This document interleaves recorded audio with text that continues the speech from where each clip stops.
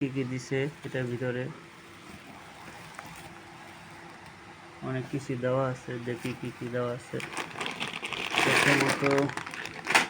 প্রথমত বের হলো লাচ্ছি সেমাই,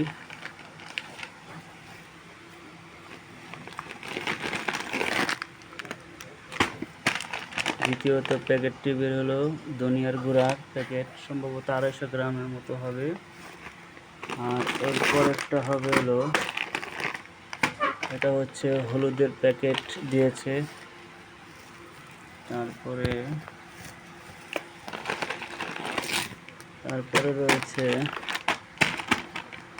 রয়েছে মরিচের গুঁড়া, এটাও সম্ভবত 200 গ্রামের মতো হবে।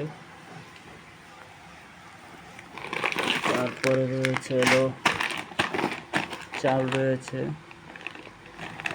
দিয়েছে 1 কেজির মতো। তারপর